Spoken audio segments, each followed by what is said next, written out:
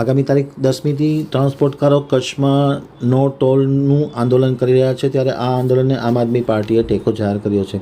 ખાસ કરીને જ્યાં જ્યાં ટોલ વસૂલવામાં આવે છે ત્યાં મોટા ભાગના રસ્તા ખરાબ હોવાના કારણે ટ્રાન્સપોર્ટકારોને મોટું નુકસાન થઈ રહ્યું છે, ત્યારે 10મીથી નો ટોલ આંદોલન શરૂ કરવામાં આવશે। જય હિન્દ, નમસ્કાર મિત્રો। આજ રોજ મીડિયા સમક્ષ આવવાનું ખાસ કારણ એ છે કે ગુજરાતની અંદર તમામ રોડ રસ્તાઓ અત્યારે જર્જરિત હાલતમાં છે। ગુજરાતના ટ્રાન્સપોર્ટર એસોસિએશનવાળા, ટ્રાન્સપોર્ટના ટ્રક ચાલકો આ તમામ અત્યારે ખૂબ પીડિત છે અને રોડ રસ્તાઓ તૂટી જવાના કારણે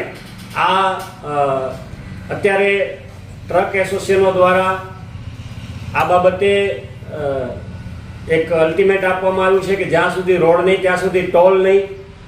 આ જ વિષયને લઈને મેં એટલે કે સંજય બાપટે અને આમ આદમી પાર્ટી કચ્છ જિલ્લા દ્વારા 2020-21ની અંદર એક મુહિમ ચલાવવામાં આવેલી કે જ્યાં સુધી રોડ નહીં ત્યાં સુધી ટોલ નહીં।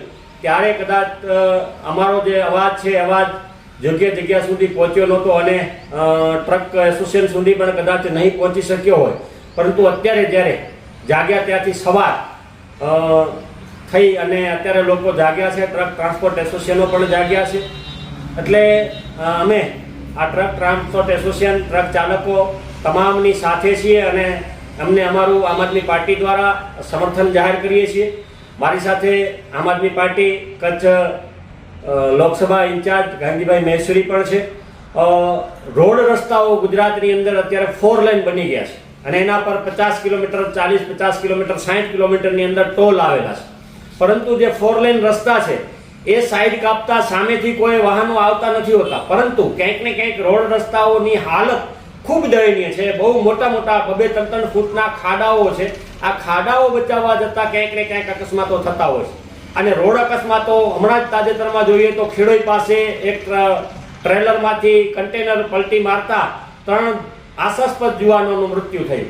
આવું ગુજરાતની અંદર ઘણી બધી જગ્યાએ અને જે ગૌ માતા આપણે કહી છે ગૌવંશ પણ ક્યાંક ને ક્યાંક રોડ રસ્તા પર ગૌચરના અભાવે બેસી ગયું છે। એના કારણે એ લોકો પણ ક્યાંક ને ક્યાંક મૃત્યુ પામતા હોય છે। માણસ મૃત્યુ પામે તો એની નોંધ લેવાતી હોય છે, જ્યારે આ ગૌવંશ મૃત્યુ પામતા હોય તો એની નોંધ લેવાતી નથી હોતી, પરંતુ એના કારણે ખૂબ મોટા અકસ્માતો સર્જાતા હોય છે। મોટા 400-500 રૂપિયા મોટી ગાડીઓના, નાની ગાડીના 80-85 રૂપિયાથી 120-130 રૂપિયા સુધીના ટોલ વસૂલવામાં આવતા હોય।